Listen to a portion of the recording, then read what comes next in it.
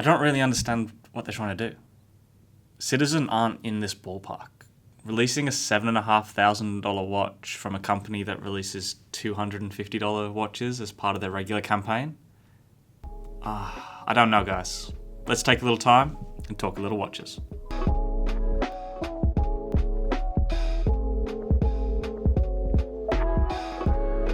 What's going on, everybody? Welcome to the Watch Dealers. I'm Lewis, one of the owners here at TWD, and today we're talking Citizen. Citizen released a new watch this week. It's a $7,500 piece.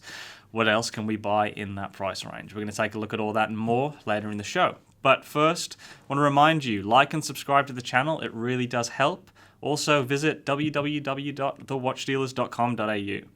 In store this week, we have a gorgeous IWC Portofino automatic. It's the 150-year anniversary piece. One of the nicest looking classical dress watches you'll find at this price point. We also have the Frederic Constant World Timer in a white dial. What a great complication for the money here, guys. Make sure you check out www.thewatchdealers.com.au for all those and more. But before we get into the main topic of the show, talking about Citizen, we'll do a wristwatch check. Today, I'm wearing a Fears Brunswick Salmon. This is the piece that was made for me by Nicholas over at Fears. Make sure you check them out.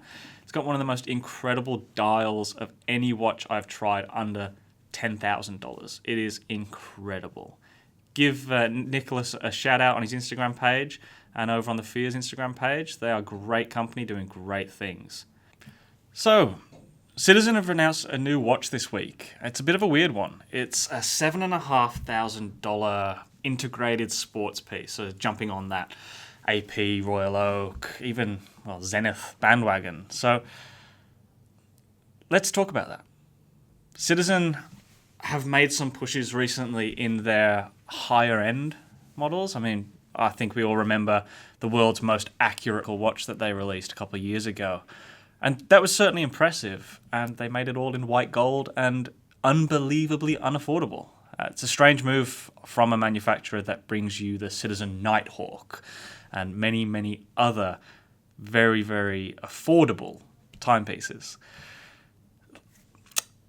This watch that they've announced works in conjunction with the movement manufacturer Jaeger-LeCoultre. Now, Citizen Group purchased Jaeger-LeCoultre in 2012. And they've been working on a lot of movements together ever since. And really that has been the push into a higher end level of watchmaking from Citizen. For me, I don't see Citizen as a higher end manufacturer, even though it's undoubtable that they are making higher end watches and they're capable of doing so. It's just a matter of whether Citizen as a brand belong in that space. Look, Jaeger-LeCoultre are an incredible movement manufacturing house. They've worked with the likes of Tag Heuer. They work with Amund Strom, who are one of the most incredible independent watchmakers out in the business. The tourbillon movement that Romain Jérôme used in their master tourbillon came from Jaeger-LeCoultre. This house is very, very capable and shouldn't be looked down upon or snubbed by the community in any way. That being said, when Citizen come out with a watch and look to charge $7,500, and that's Australian dollars, obviously, because that's where I'm from. I think it's $6,000 US. That's a lot of money for a Citizen, for a brand that regularly competes with Seiko and oftentimes undercuts Seiko on price in their entry-level models. I don't think the community at large sees Citizen in that higher-end space as a legitimate competitor. And I think it'll be evidenced by what I have to show you today in the terms of what else is available at $7,500 Australian dollars or $6,000 US dollars.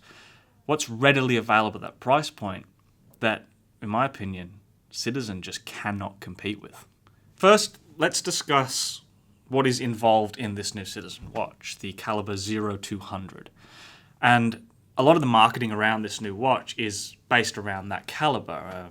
I think A Blog to Watch did an amazing article on this piece, and if you read that article, you can see quite clearly it is about the movement, not the watch. And that's where Citizen are pushing. They're pushing this Lejeune connection, saying that the movement is what's important, and clearly that's where their pricing is coming from. So the movement itself is a 4 Hz, so a high beat caliber, giving 60 hours of power reserve. It's tested in a similar analog to the COSC or COSC, but actually a little bit more intense testing than COSC do. It's tested in 6 positions, and it's accurate to better tolerances than COSC will certify. So certainly it's a great movement. There's no doubting that. I don't know whether it's a $7,500 movement, especially when you take the first analog that I'm going to show you here today, guys. So let's look at the first comparable watch, and I think it's the most comparable watch to the new Citizen. It's the Zenith Defy Classic. Now, side by side, these two watches are quite hard to tell apart, minus the dials, right? The case, the bracelet, they're almost identical. So in the Zenith Defy, however, you get a 41mm titanium case. It does use the same brushing finish and integrated design as the Citizen. It almost looks as though Citizen have done their very best to cut and paste what Zenith have pioneered. The Zenith also has a 4 Hz movement entirely in-house and a 50-hour power reserve, so 10 hours short of the 60 that Citizen are providing. However, Zenith are a watchmaker with extreme heritage and some real serious clout in the industry. I don't think you'd find any watch collector or watch enthusiast who would argue Citizen over Zenith, especially price being no object. Certainly on the budget end of things, Citizen offer way more than Zenith do, but that's not the game that Zenith play. So if we're talking apples for apples and pricing, Zenith wins, and I don't think that's arguable or even an argument.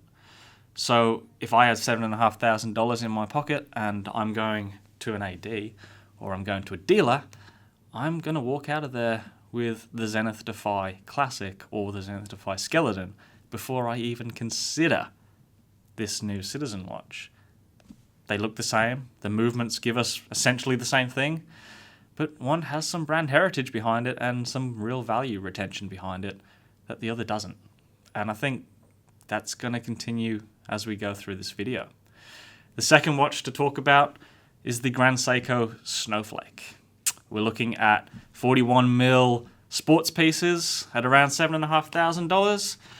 Grand Seiko Snowflake. It's ubiquitous in watch collecting circles.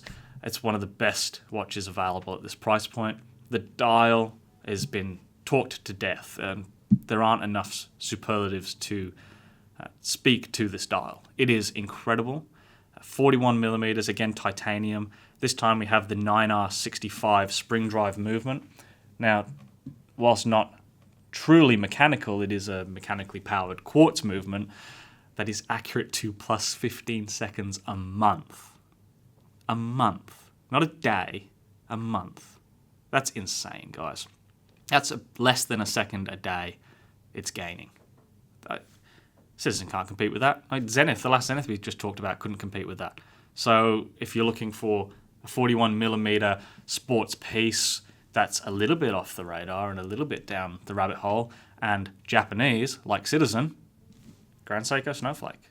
I don't see anyone walking out of the store with the Citizen in favor of the Grand Seiko. It just doesn't make sense. Next, let's look at something purely pre-owned in this price point, and I can speak from personal experience on this one. The Jaeger-LeCoultre Reverso Duo Face Day 9. That's the watch that I have in my personal collection. I purchased this watch for less than what Citizen are asking for their new 0200 timepiece. The Jaeger-LeCoultre Reverso is an absolute icon of the watch industry. Available in white and black duo face with real horological heritage at $7,500 every single day of the week.